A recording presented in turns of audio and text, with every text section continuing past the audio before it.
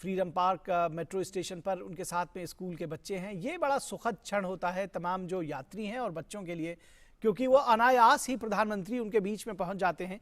उनके लिए बेहद महत्वपूर्ण बात होती है और उनके साथ में जिसको कहते हैं कि हल्की फुल्की गपशप, छोटी सी गुफ्तगू, उनके बारे में जानते हैं, कुछ अपनी बात बताते हैं।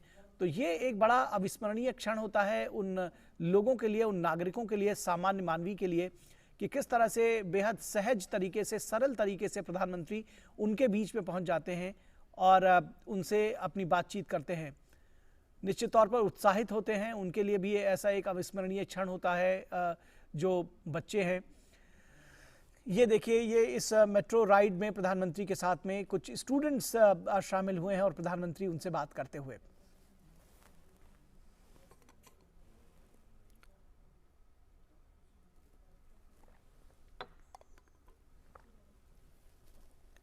तो बेहद सहज तरीके से प्रधानमंत्री लोगों के साथ में बातचीत करते हैं और जो आम नागरिक हैं, सामान्य लोग हैं, उनके बीच में किसी परिवार के व्यक्ति की तरह घुल मिल जाते हैं। लोग भी बहुत सहज होकर उनके साथ में बात करते हैं। और ये देख रहे हैं कि किस तरह से मेट्रो ट्रेन में प्रधानमंत्री ने यात्रा की, एक मेट्रो राइड ली और उस मेट्रो राइड के दौरान ये जो छात्र हैं ये उनके साथ बैठे हुए हैं और उनके साथ गुफ्तगू करते हुए, कुछ कुछ बातचीत करते हुए, परिचय का दौर शायद चल रहा है। ये तस्वीरें जो है अपने आप में बहुत कुछ बयां करती हैं कि किस तरह से चाहे वो सामान्य नागरिक हो, खासतौर पर स्टूडेंट से इंटरैक्ट करने में प्रधानमंत्री बहुत रुचि रखते हैं और बहुत कई बार रोचक जानकारियां भी उनके साथ साझा करते हैं। इस तरह की तमाम तस्वीरें हम पहले भी देख चुके हैं और आज जब इस फ्रीडम पार्क मेट्रो स्टेशन पर प्रधानमंत्री पहुंचे तो उन्होंने इसी तरह से एक जो स्टूडेंट्स का दल था उनके साथ में बातचीत की, उनको अपने पास में बैठाया और उनके साथ संवाद स्थापित किया।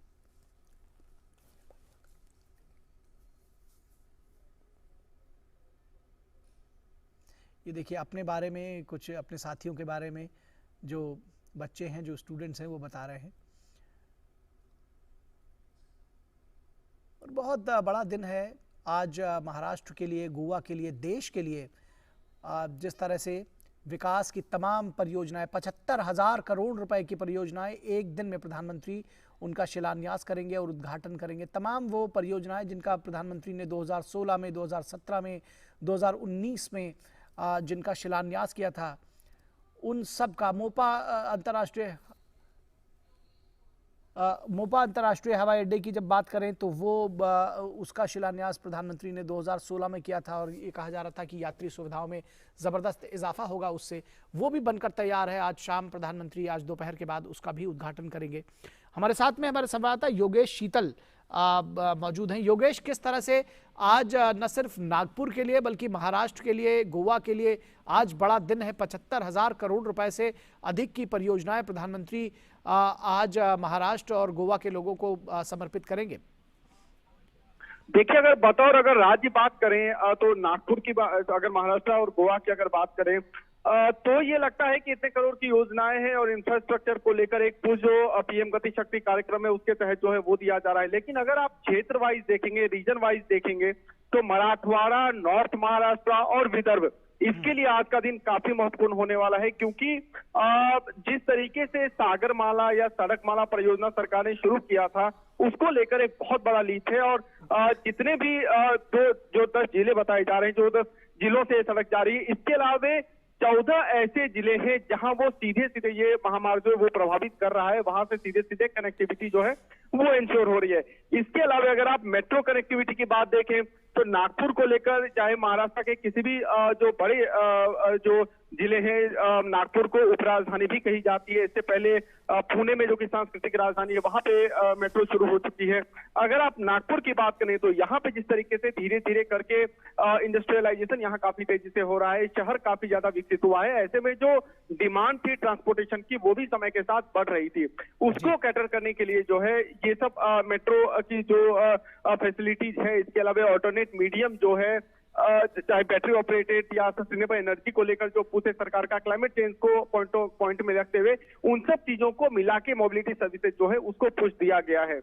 तो अगर आप देखें मेट्रो को लेकर तो आज का जो कार्यक्रम है जो खापरी, जहां पे भी प्रधानमंत्री थोड़ी देर में पहुंचने वाले हैं, यहाँ से 2 लाइन जो मेट्रो की है उसको यहाँ से वो हरी झंडी दिखाएंगे। एक ऑरेंज लाइन है और एक एक्वा लाइन है। तो इसके अलावा पीएम अभी इस वक्त जो मेट्रो में ट्रेवल भी कर रहे हैं और जो छात्राएं उनसे बात कर रहे हैं। ओवरऑल जैसा कि आपने सही कहा, करीब 75 करोड़ की योजना है, 75,500 करोड़ की योजना है, जिसको लेकर आज समर्पित किया जा रहा है महाराष्ट्र और गोवा के लोगों को। इस मेट्रो लाइन का जो डेवलपमेंट है, जो मेट्रो का पहला फेज है, उसके बारे में भी जानकारी दें, कितना महत्वपूर्ण रहा है और उसके साथ ही साथ कितने लोगों को ये केटर करेगा, और जो दूसरा जो फेज है मेट्रो का उसके बारे में जानकारी दें, जिसका आज प्रधानमंत्री शिलान्यास करेंगे। देखिए, जो पहला फेज है करीब 8,650 करोड़ रुपया का इन्वेस्टमेंट जो है वो पहले फेज में किया गया था, और इसको लेकर बेसिकली जो महाराष्ट्र का जो सिटी, जो नागपुर का जो सिटी एरिया है उसको ये जोड़ता है। ये पहला मेट्रो का जो चरण था। जो दूसरा चरण जिसका आज आधारशिला जिसकी रखी जाने वाली है, उसमें जो है करीब 67,500 करोड़ जो है उसकी कीमत जो है, उससे पूरा प्रोजेक्ट जो है वो बना है।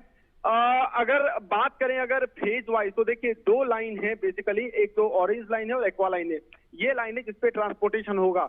अगर एरिया वाइज अगर आप बात करेंगे तो जो सिटी का आउटस्कर्ट है वहां तक इसको जो है स्ट्रेच करने की जो है वो बेसिकली पूरा प्रोजेक्ट का वो ध्येय है। जो नागपुर से जो सटे हुए इलाके हैं वहां तक मेट्रो को एक्सटेंड किया जाना है।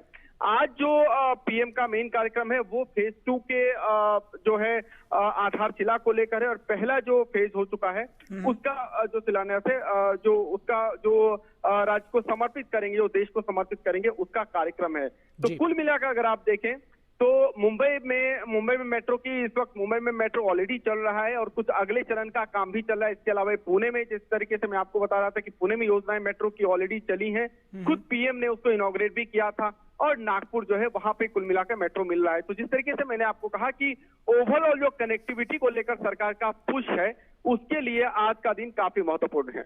जी, निश्चित तौर पर ये जो तस्वीरें हम अपने दर्शकों को दिखा रहे हैं, ये अभी जो चलती मेट्रो ट्रेन में यात्रा किया है प्रधानमंत्री ने और मेट्रो राइड ली है, जैसा कि हमने बताया, तो उस ट्रेन में तमाम यात्रियों से उन्होंने संवाद स्थापित किया है। एक जो रेलवे से जुड़ी हुई दूसरी परियोजनाएं हैं, नागपुर इटारसी तीसरी लाइन परियोजना के कोहली नरखेर खंड को प्रधानमंत्री राष्ट्र को समर्पित करेंगे। इसके अलावा समृद्धि महामार्ग की भी बड़ी चर्चा है, जो कि नागपुर से शिरडी को जोड़ रहा है। इस समृद्धि महामार्ग के विषय में भी जानकारी दें, और जो रेलवे की परियोजना है उसके विषय में भी बताएं हमारे दर्शकों को। और देखिए, जो जहां तक समृद्धि महामार्ग की बात है, तो समृद्धि महामार्ग को लेकर जो है बहुत ज्यादा लोगों की उम्मीद थी, क्योंकि महाराष्ट्र में जो 2 बड़े, जैसा कि मैंने आपको कहा था कि मुंबई तो राजधानी है, मुंबई को देश की आर्थिक राजधानी भी कहा जाता है, और दूसरी जो महाराष्ट्र की उप राजधानी जिसको नागपुर के तौर पर माना जाता है, अगर आप देखें तो मुंबई से नागपुर के अभी कई सारी ट्रांसपोर्टेशन में जो है अपग्रेडेशन किया गया है। मसलन अगर आप रेल लाइन की बात करें तो दुरंतो भी चलाई गई थी, इसके अलावा सड़क मार्ग भी है और हवाई मार्ग भी है। लेकिन कोशिश ये की जा रही थी कि क्योंकि ये फार्मर बेस्ड एरिया है, रास्ते में जो है नागपुर से सटा हुआ अमरावती अगर आप ले लीजिए, पूरा विदर्भ रीजन अगर आप ले लीजिए, तो विदर्भ रीजन और मराठवाड़ा रीजन, यहाँ तक कनेक्टिविटी को किस तरीके से इस तरीके से बनाया जाए कि जो फार्मर है, जो किसान है, उनको उसका लाभ मिले, जो एपीएमसी मार्केट है वहां तक जो है लाभ पहुंच सके और कनेक्टिविटी सुदृढ़ हो सके, इन सब चीजों को साथ में लेते हुए। तो उसके लिए इसकी अवधारणा जो इसको अंगीकार किया गया था, और तब समृद्धि महामार्ग, जिसको हिंदू हृदय सम्राट बाला साहब ठाकरे समृद्धि महामार्ग के नाम से जाना जाएगा, इसको जो है इसकी शुरुआत की गई थी। करीब 701 किलोमीटर का ये एक्सप्रेसवे है, और 520 किलोमीटर जो कि नागपुर से शिरडी का स्ट्रेच है, उसको लेकर जो है आज उसका इनॉग्रेशन जो है आज होना है।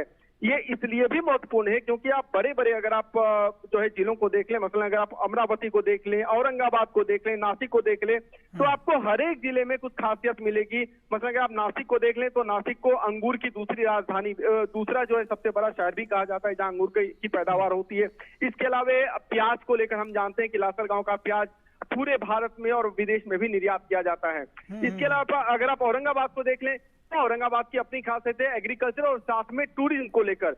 इसके साथ ही अमरावती को अगर आप ले लें तो अमरावती और जो पूरे आसपास के एग्रीकल्चर एरिया है, चाहे वो सोयाबीन हो, दलहन हो, तिलहन हो, उसकी वहां जबरदस्त पैदावार होती है। तो इन सब जो ये कुल 10 जिलों में, ये 3 जिलों का मैंने आपको नाम बताया, इसके अलावा अगर आप 14 जिले जो अलग अलग हैं, तो जैसे विदर्भ और मराठवाड़ा, नॉर्थ महाराष्ट्र के इन सारे जो एग्रीकल्चरल बेल्ट है कुल मिलाकर, इसको सीधे सीधे कनेक्टिविटी जो है वो मुंबई से हो पाएगी। और कहा जा रहा है कि 8 घंटे में मुंबई से नागपुर की कनेक्टिविटी होगी, जो कि फिलहाल करीब 14 से 15 घंटा आपको लग जाता है ट्रेवलिंग में। तो कुल मिलाकर अगर आप देखें तो 7 से 8 घंटे की सीधे सीधे बचत जो है इस हाईवे पे होगी। इसके अलावा चूंकि जवाहरलाल नेहरू ट्रस्ट की अगर आप बात कर लीजिए, जवाहरलाल नेहरू पोर्ट ट्रस्ट है, टूरिस्ट लोकेशन जैसे अंजना एलोरा कैव ले लीजिए, शिरडी ले लीजिए, वेरूल है, लोनार, ये सब जो एरिया है यहां तक भी कनेक्टिविटी जो है होगी। तो कुल मिलाकर इसको एक गेम चेंजर की तरह माना जा रहा है। जो देवेंद्र फडणवीस जो कि यहाँ के उप मुख्यमंत्री हैं, उन्होंने भी कहा है कि ये जो महामार्ग है ये एक तरीके का गेम चेंजर होगा। ट्रांसपोर्टेशन के बारे में अगर आप बात करें तो महाराष्ट्र का, अगर आप ओवरऑल ट्रांसपोर्टेशन के बारे में बात करें। दूसरी बात जहां तक मेट्रो की आपने कही, तो देखिए जैसा कि मैंने आपको कहा कि मेट्रो को लेकर जो दूसरा प्रोजेक्ट है, जो दूसरा चरण है, उसको लेकर जो है उसकी शुरुआत हो रही है नागपुर में। न केवल जैसा मैंने आपको अभी कहा कि विदर्भ को लेकर इंडस्ट्रियलाइजेशन की बात जो है, इंडस्ट्री की बात हुई है, इसके अलावे यूथ यहाँ पे काफी संख्या में आए हैं क्योंकि एजुकेशनल इंस्टीट्यूट खुला है। अभी तो एम्स का भी जो है, एम्स को भी काफी शिलान्यास हो रहा है। तो एम्स में निश्चित तौर पर पेशेंट आएंगे, मेडिकल से जुड़े हुए कई सारे स्टूडेंट जो है वो आएंगे, कई सारे फील्ड के लोग आएंगे। तो उसको लेकर जो कनेक्टिविटी है, कनेक्टिविटी का उनको लाभ मिल पाएगा क्योंकि धीरे धीरे जिस तरीके से यहाँ पे डेंस पॉपुलेशन जो है वो बढ़ रहा है। और साथ में एक मैं आपको ये भी बता दूं कि चूंकि भारत जो है इस वक्त डेमोग्राफिक डिविडेंड के एरा में जा चुका है, 2055 तक जो है ये जो जनसांख्यिकीय जो लाभांश होता है वो रहेगा। और अगर आप देखें तो चाइना है, साउथ कोरिया है, सिंगापुर है, ये सब जो देश है, जापान है, ये इसी दौर में इन सब देशों में आर्थिक गति काफी तेज हुई थी और इनकी जो है एक तरीके से आप कहें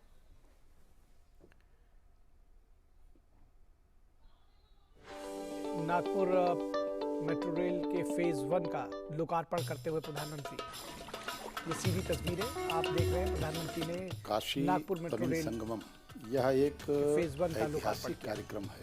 मैं कहूँगा शताब्दियों के बाद इस तरह की एक पहल